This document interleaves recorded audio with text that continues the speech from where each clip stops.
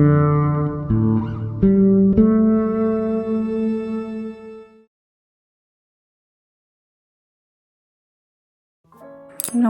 বন্ধুরা, রন্ধনে রান্নাঘরে আমি অপর্ণা আপনাদের স্বাগত জানাচ্ছি। বন্ধুরা, আমরা সবাই টমেটোরে মিষ্টি চাটনি খেয়ে থাকি।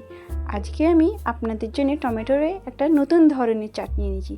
এই চাটনিটা টক, ঝাল, সামান্য মিষ্টি থাকবে।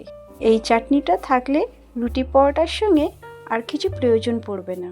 বন্ধুরা, আমার চ্যানেলে এইরকমই নতুন নতুন রেসিপি পেতে চাইলে আমার চ্যানেলটাকে প্লিজ সাবস্ক্রাইব করে দেবেন। আর রেসিপি আপনার কেমন লাগছে অবশ্যই কমেন্ট করে জানাবেন, আর ভালো লাগলে একটা লাইক দেবেন।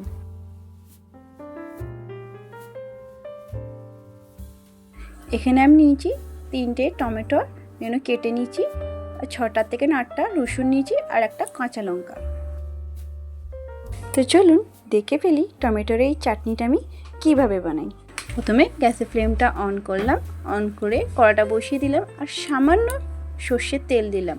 আর সর্ষের তেলের মধ্যে একটা শুকনো লঙ্কা আর একটা গোটা কাঁচা লঙ্কাটা মাঝখান থেকে ফাটিয়ে নিলাম। নিয়ে এবারে গোটা রসুনগুলো তেলের মধ্যে দিয়ে দিলাম। তেলের মধ্যে রসুনগুলো একটু লাল লাল হওয়া অবধি ভেজে নেবো। রসুনগুলো ভালোভাবে ভাজা হয়ে গেছে, এবার কেটে রাখা টমেটোগুলো তেলের মধ্যে দিয়ে দেবো। এবার টমেটোগুলোকেও ভালোভাবে তেলের মধ্যে ভেজে নেব। টমেটোর মধ্যে একটু এর মধ্যে দিয়ে দিচ্ছি স্বাদ অনুযায়ী নুন আর সামান্য হলুদ। এবার হলুদটাকেও টমেটোর মধ্যে মিক্স করে নেব।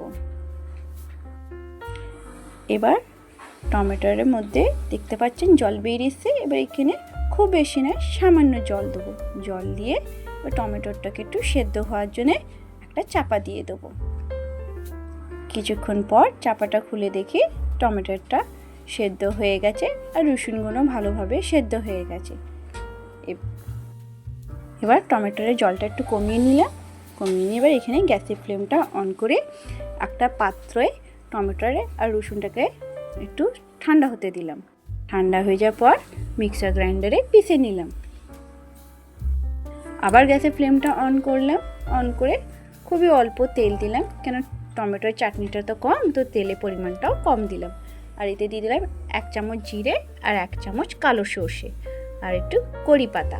এই কড়ি পাতা, সর্ষে, জিরে তেলে ভালোভাবে হয়ে গেছে। এবার টমেটোর পিউরিটা দিয়ে দেবো। টমেটোর পিউরিটা কড়ার মধ্যে দিয়ে কিছুক্ষণ এইভাবে নেড়ে নিলাম। টমেটো একটু নাড়িয়ে নিলাম।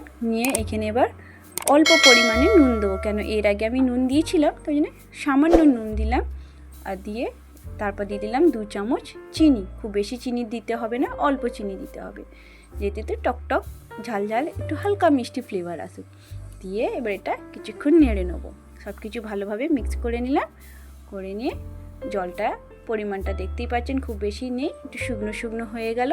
এবার গ্যাসের ফ্লেমটা অফ করে এটা বাটিতে নামিয়ে নিলাম। ধন্যবাদ আমার ভিডিওটা পুরো দেখার জন্য।